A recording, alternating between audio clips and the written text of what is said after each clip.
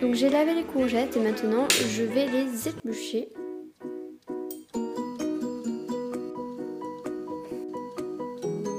Maintenant avec un couteau on va couper les extrémités des courgettes. Donc ma technique pour faire des tagliatelles de courgettes, c'est en fait avec l'économe tout simplement d'éplucher la courgette. Voilà, et ça vous fait des tagliatelles. Donc voilà, et vous avez de jolies tranches. Bon, là c'est des pépins. Vous pouvez vous arrêter aux pépins si vous le souhaitez, mais pour éviter le gaspillage. Voilà, moi j'ai laissé que ça de la courgette. Donc voilà. Et donc c'est assez long, mais faut avoir un peu de patience, c'est vrai. Voilà, j'ai fait la deuxième courgette, donc ça fait une jolie petite pyramide. Et voilà, les 3 courgettes ont été transformées en tagliatelles. Voilà. Après, vous pouvez changer l'épaisseur, hein, si vous les voulez plus épaisses ou plus fines. Mais voilà, moi je sais que je les ai toujours fait fines et que c'est super bon. Maintenant, on met un filet d'huile d'olive dans la poêle qu'on va faire chauffer.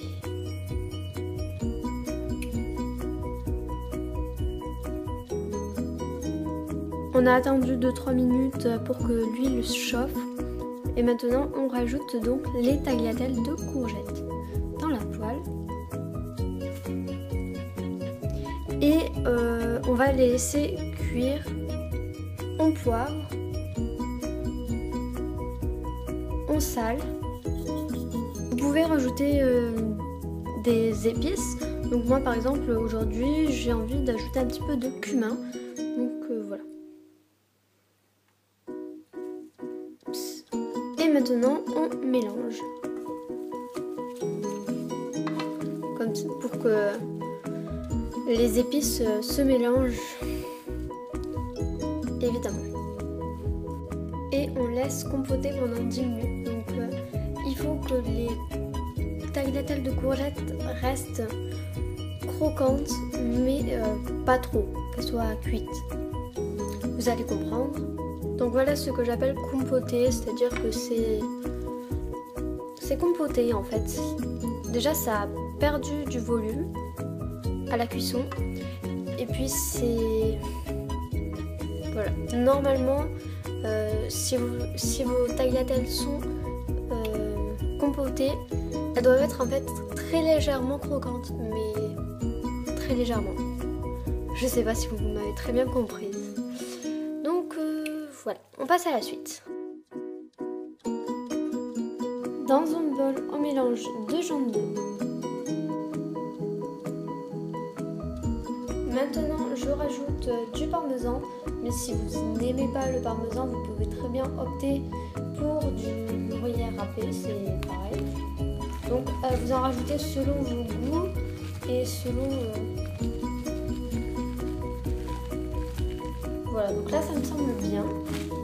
Après, si vous êtes très gourmand, vous pouvez encore en rajouter. Ça se fait en fait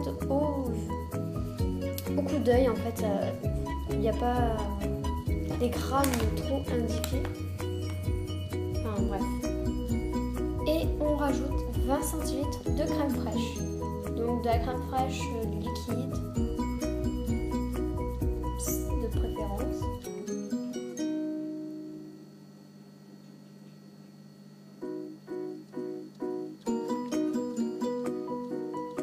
Et on mélange le tout très doucement parce que évidemment le bol est pas très... Donc voilà, vous devez obtenir une sauce fluide,